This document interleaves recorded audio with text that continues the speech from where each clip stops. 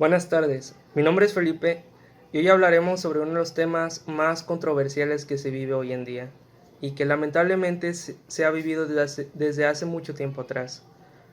Hoy hablaremos sobre el machismo. El machismo se puede definir como una ideología que defiende y justifica la superioridad del dominio del hombre hacia la mujer. Exalta las cualidades masculinas como es la agresividad, la independencia y la dominancia, mientras que denigra las cualidades femeninas como es la debilidad, la dependencia y la sumisión.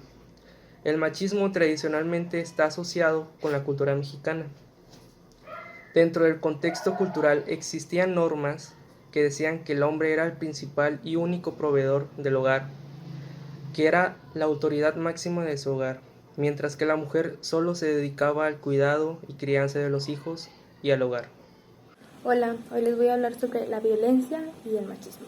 Bueno, vamos a comenzar hablando por qué es la violencia.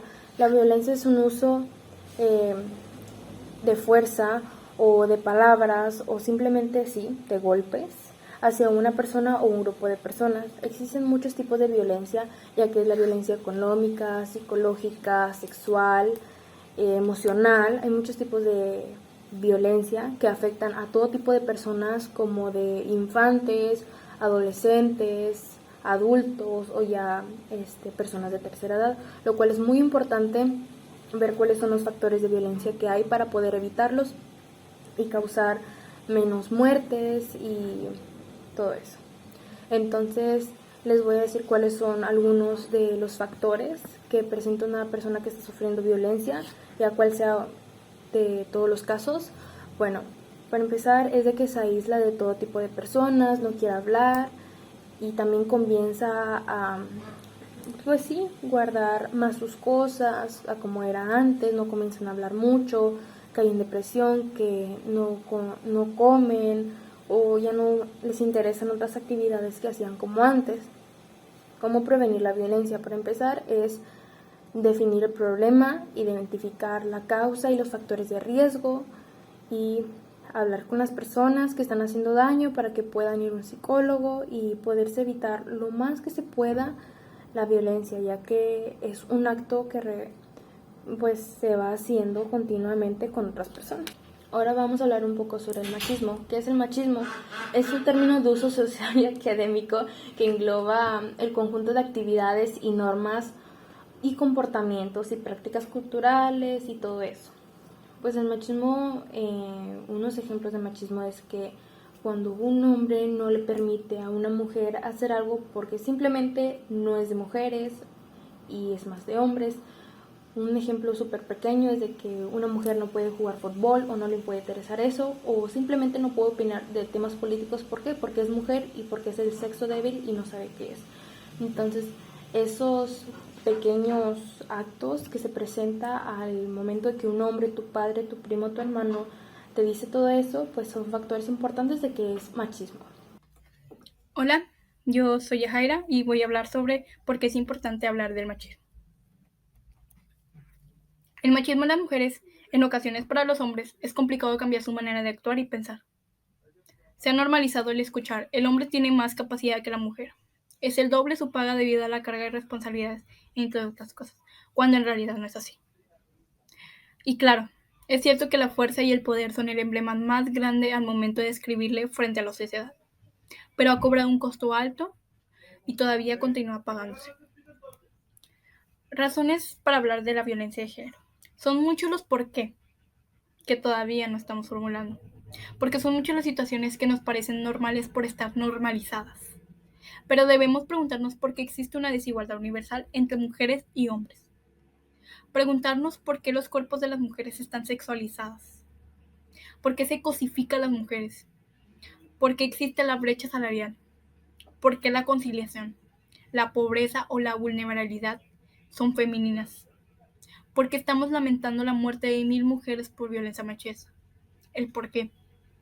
Lo podemos evitar. Podemos hacer que esas 1000 muertes hacia mujeres. Porque no descartamos los hombres. No descartemos. Tenemos que hacer que bajen esa tasa de mortalidad. Para acertar en la respuesta debemos realizar un buen diagnóstico. Las mujeres sufren violencia por el hecho de ser mujeres. Total. Hasta que no removamos estos fundamentos, será muy difícil dejar las estadísticas sobre violencia de género en una foto fija. Ahora el machismo en hombres.